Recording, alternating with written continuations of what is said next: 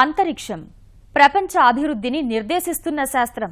మనం చూస్తున్న ప్రగతి వెలుగులు అన్నింటికీ అంతరిక్ష రంగంలోని వృద్ధే ప్రధాన కారణం. ప్రపంచాన్ని ముందుకు నడిపిస్తున్న అంతర్జాలం, టెలికాంతో పాటు అనేక రంగాల్లో విప్లవాత్మక మార్పులకు కారణం ఉపగ్రహాలే. అభివృద్ధి ప్రయాణంలో కీలక పాత్ర పోషిస్తున్న ఈ అంతరిక్ష రంగంలో భారత్ అసామాన్య విజయాలతో దూసుకెళ్తోంది.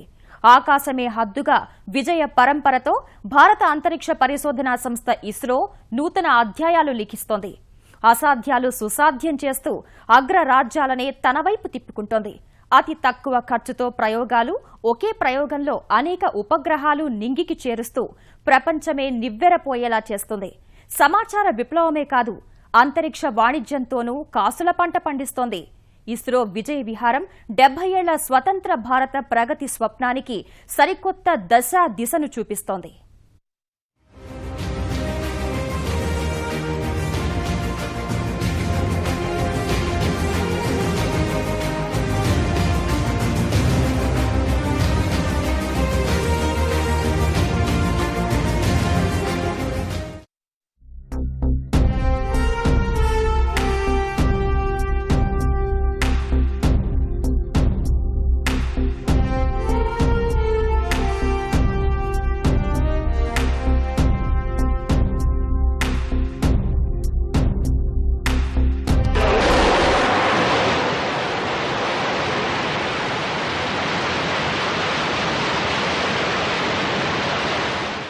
అభివృద్ధి చెందుతున్న దేశంలో అంతరిక్ష ప్రయోగాలు అవసరమా అని కొందరు ప్రశ్నిస్తున్నారు. ఉద్దేశం విషయంలో ఎలాంటి సందేహం లేదు. చంద్రుడు లేదా గ్రహాల అన్వేషణ, మానవ సహిత అంతరిక్ష యాత్రకు సంబంధించి అభివృద్ధి చెందిన దేశాలను అధిగమించాలనే అత్యాశ మనకు లేదు. కానీ ఒక జాతిగా అంతర్జాతీయ సమాజంలో అర్థవంతమైన ప్రతినిధిగా ఉండాలి అనుకుంటే మనం ఎవరికంటే తక్కువగా ఉండకూడదు. ముఖ్యంగా మానవ సమాజ సమస్యలు తీర్చే అధునాతన సాంకేతిక పరిజ్ఞానం విషయంలో.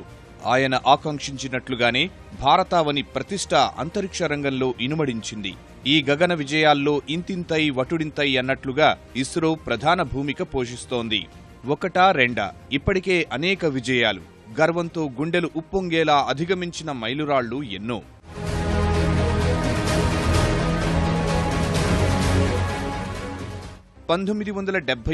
ఏప్రిల్ 19 రష్యా నుంచి ప్రయోగించిన భారతీయ నిర్మిత తొలి ఉపగ్రహం ఆర్యభట్ట, 1980లో రోహిణి ఉపగ్రహాన్ని దిగ్విజయంగా కక్షలోకి ప్రవేశపెట్టిన స్వదేశీ SLV-3తో మొదలైన ప్రగతి ప్రస్థానంలో ఇస్రో వెనక్కు చూడలేదు.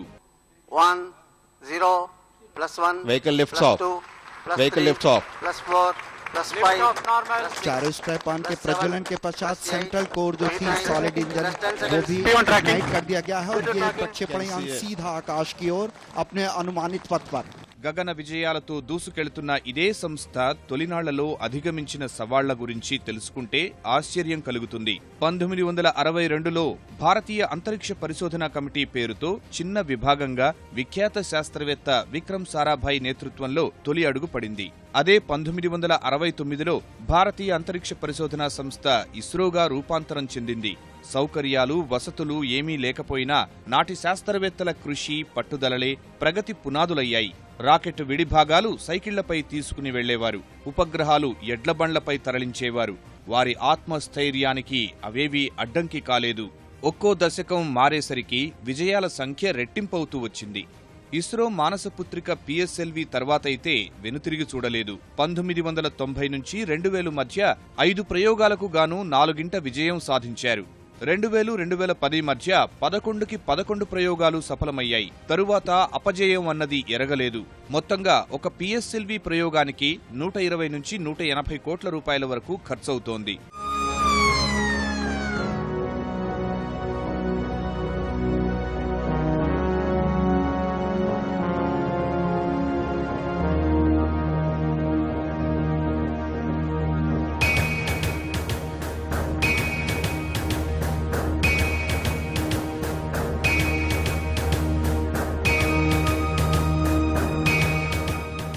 ఈ క్రమంలోనే తను ఎదుగుతూ దేశాభివృద్ధికి ఇతోధిక సాయం అందిస్తూ వచ్చింది ఇస్రో. ఇప్పటి వరకు ఇస్రో ప్రయోగించిన వివిధ రకాల 84 ఉపగ్రహాల్లో 32 సమాచార రంగానికి చెందినవే. వాటి సాయంతోనే సమాచారం, సాంకేతిక రంగంలో విప్లవాత్మక మార్పులకు నాంది పడింది. ఇన్సాట్ 1Aతో ప్రారంభమైన సమాచార ఉపగ్రహాల ప్రయోగాల పరంపర 2015లో నింగికి పంపిన జీశాట్ 15 ఆ పైన నిరాటంకంగా కొనసాగుతోంది. PSLV C-34 ద్వారా 20 ఉపగ్రహాలను నింగిలోకి పంపింది. అగ్రరాజ్యాలకు సవాల్ విసిరింది. 20 ఏళ్లలో ఇస్రో విజయాలతో సరికొత్త అధ్యాయం లిఖించింది. 1996 నుంచి ఇప్పటి వరకు ఇస్రో 59 భారతీయ ఉపగ్రహాలు, 74 విదేశీ ఉపగ్రహాలను విజయవంతంగా నింగిలోకి పంపింది. 24 సమాచార ఉపగ్రహాలు, 15 భూ పరిశీలన ఉపగ్రహాలు, 7 నావిగేషన్, 3 వాతావరణ, 4 అంతరిక్షం సహా గ్రహాన్వేషణ ఉపగ్రహాలు విజయవంతంగా ప్రయోగించింది. 6 ఉపగ్రహాలు భారతీయ విశ్వవిద్యాలయాలు రూపొందించారు. 0 plus 1 plus 2 plus 3 plus 4 plus 5 Majestic liftoff, majestic liftoff with the core and शानदार post तरीके से plus 10 seconds वाहन ने अपना स्थल छोड़ा और इस समय वाहन अपने मार्ग पर जाते हुए, और आप अपने स्क्रीन पर देख रहे हैं कितने भव्य रूप से ये वाहन अपने पुनर्निर्धारित मार्ग पर जाते हुए. The latest strap-ons are ignited, and now all the 6 strap-ons and the core is thrusting. This is the most powerful phase of flight. భూ పరిశీలక ఉపగ్రహాల్లోనూ ఇస్రో తనదైన ముద్ర వేసింది. 1988లో ప్రయోగించిన IRS-1A మొదలుపెట్టి అనేక రిమోట్ సెన్సింగ్ ఉపగ్రహాలు కక్షలో ప్రవేశపెట్టి సేవలు అందిస్తున్నారు. ఇవాళ ప్రపంచంలోనే అతి ఎక్కువ రిమోట్ సెన్సింగ్ ఉపగ్రహాలను మోహరించిన ఘనత ఇస్రోకే సొంతం. ఈ కోవలో ప్రస్తుతం 11 ఉపగ్రహాలు కక్షలో ఉన్నాయి. Resource SAT 1, 2, Cartosat 1, 2, 2A, 2B, RISAT 1, 2, మేఘ, సరళ్ ఒక్కొక్కటిగా ఒక్కో అవసరానికి అక్కరకు వస్తున్నాయి.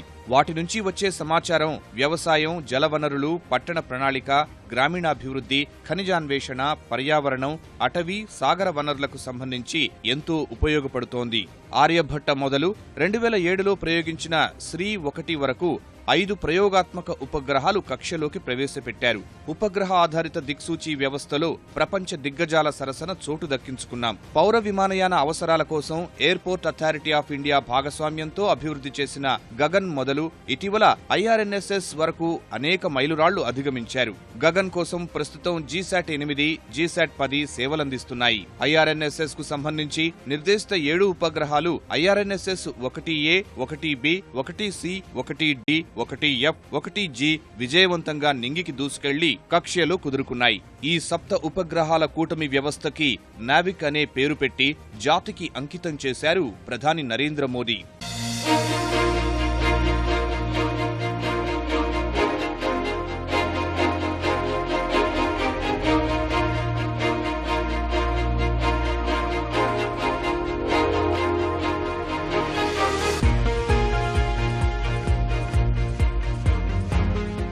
ఖగోళ రహస్యాల గుట్టు విప్పడానికి ఇస్రో ప్రయోగించిన పూర్తిస్థాయి ప్రత్యేక భారతీయ ఉపగ్రహం ఆస్ట్రోశాట్. ఎక్స్రే, ఆప్టికల్, అల్ట్రావైలెట్ బ్యాండ్స్ లో ఏకకాలంలో పరిశీలన చేయగలగడం ఈ ఉపగ్రహం ప్రత్యేకత. 2015లో శ్రీహరికోట నుంచి నింగికెగిన 1515 కిలోల ఆస్ట్రోశాట్ 5 ఏళ్ల పాటు సేవలందించనుంది. నక్షత్రాలు, ఖగోళ శాస్త్ర పరిశోధనల కోసం ఆస్ట్రోశాట్ ఉపగ్రహం పంపిన అతి కొద్ది దేశాల సరసన భారత్ సగర్వంగా నిలిచింది. అదే సమయంలో మరో 6 విదేశీ ఉపగ్రహాల్ని తీసుకువెళ్లడం ద్వారా మన అంతరిక్ష పరిజ్ఞాన సామర్థ్యమేంటో ప్రపంచానికి తెలిసింది. తొలిసారి అమెరికా ఉపగ్రహాలను ఇస్రో నింగిలోకి పంపించింది. ఈ ప్రయోగంతో అంతరిక్ష రంగంలో భారత్ పోటీదారుగా భావిస్తున్న చైనాను ఇస్రో కంగు తినిపించింది. ఆస్ట్రోశాట్ లాంటి ఉపగ్రహం ఇప్పటివరకు చైనా వద్ద లేకపోవడం, ఆ పరిజ్ఞానం సాధించేందుకు కొన్నేళ్లు పట్టేలా ఉండడమే అందుకు కారణం. కేవలం 178 కోట్ల రూపాయలతోనే ఆస్ట్రోశాట్ విజయవంతం చేసి ప్రపంచాన్ని ఆశ్చర్యపరిచారు. మొదటిసారి ఓ వర్ధమాన దేశం ఈ తరహా ప్రయోగం చేపట్టిన రికార్డును సొంతం చేసుకున్నారు. చంద్రుడిపై పరిశోధనకు భారత మొట్టమొదటి ప్రయోగం చంద్రయాన్ 1లోనూ ఇలాంటి విజయమే అందుకుంది ఇస్రో. 2008 అక్టోబర్ 22న ఇదే శ్రీహరికోట నుంచి చంద్రయాన్ నింగికి ఎగసింది. చందమామ ఉపరితలం నుంచి 100 కిలోమీటర్ల ఎత్తులో పరిభ్రమించే చంద్రయాన్ 1కి నిర్దేశించిన లక్ష్యాలు అక్కడి రసాయన, ఖనిజ, నైసర్గిక స్వరూప సంబంధాంశాలు చిత్రీకరించడం. అందుకోసం Bharat, America, Britain, Germany, Sweden, Bulgaria దేశాల్లో అభివృద్ధి చేసిన 11 రకాల అధునాతన సాంకేతిక పరికరాలు అమర్చారు. ప్రయోగ లక్ష్యాల్లో చాలా వరకు ఫలితాలు సాధించారు. అదే స్ఫూర్తితో ఇప్పుడు ఇస్రో చంద్రయాన్ 2 ప్రయోగానికి సన్నద్ధమవుతున్నారు. మొదటి ప్రయోగం కంటే విభిన్నంగా orbiter craft module, land craft module అనే 2 విభాగాలతో తుది మెరుగులు దిద్దుతున్నారు. 2018 నాటికి 2వ విడత జాబిల్లిపై ప్రయోగానికి సన్నద్ధమవుతున్నారు.